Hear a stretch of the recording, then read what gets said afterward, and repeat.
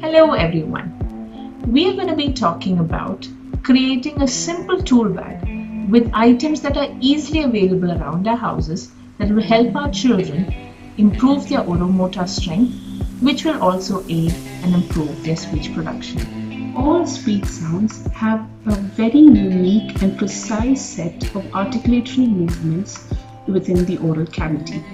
Now, what many of us don't realize is that these articulatory movements are very similar to those that we use for our vegetative functions and non-speech movements such as chewing, biting, blowing, sucking, and so much more. Now, how do we connect these motor patterns to create speech? The goal is to create and improve the strength of the articulators, create the motor pattern, and making sure that we link it to speech that will help in improving our child's speech production. So we are going to be looking at a set of simple tools just to give you a head start at home that will help you in creating these motor patterns to improve their speech. Simple blowing activities not only help our children understand the abdominal strength, as well as it also helps them understand the air that is required when we speak, but it also helps them in understanding the rounded movement of their lips, such as which we use to make sounds such for oo, o, w.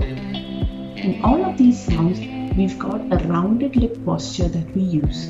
Now, what are the tools that we can use to strengthen this motor pattern, which we can then use for speech? We could use simple things such as bubbles, whistles, balloons, and candles, and other things such as paper bits, thermocol balls to create that. Let's see how we do it.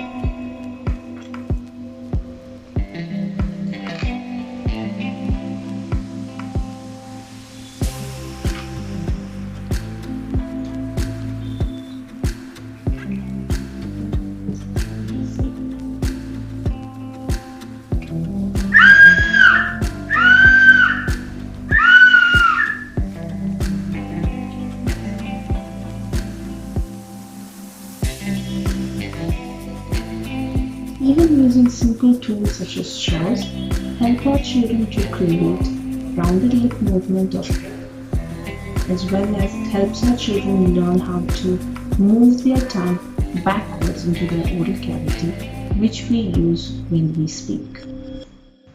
So straws.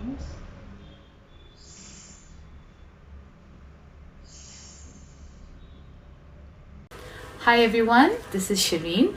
I'm also a speech and language therapist and a feeding therapist. So in today's video, you saw Sarah show you some of the things that you could do with some simple tools that you can find at home or not so expensive in the market. So I wanted to add to that and use feeding as a way also to connect to speech movements.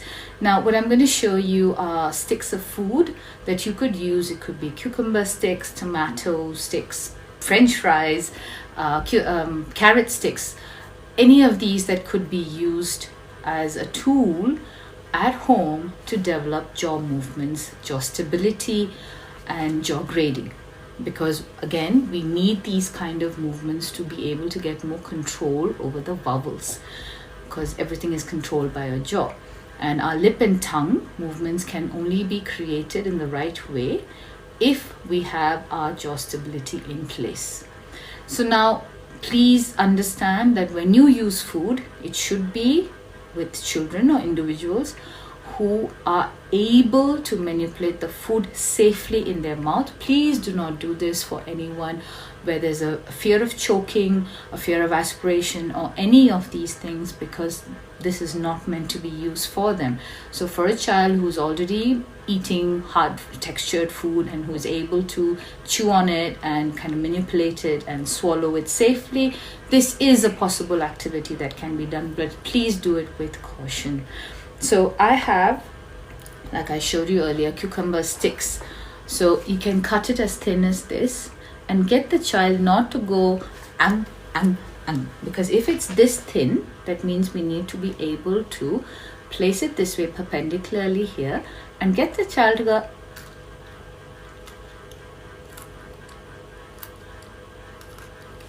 So what you see is, you see control in the jaw movement. So it's not like a random movement, but it's a control movement that you get as the chewing happens, right? And because it's thin, I have to get control here.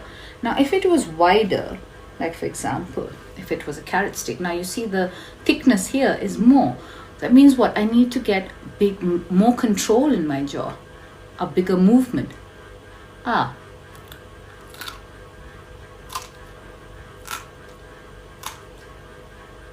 Again, depending on the kind of food sensitivity the child has, the kind of food that they like, you can choose. But if you use it in a stick form, like a French fries, thicker slices, you could get different kinds of grading. Again, don't do everything at one time. I would always suggest, please go to your feeding therapist / speech therapist and figure out what control they have before you try to put this together. All the activities that Sarah has mentioned so far, it's really important to understand this is just a starting point.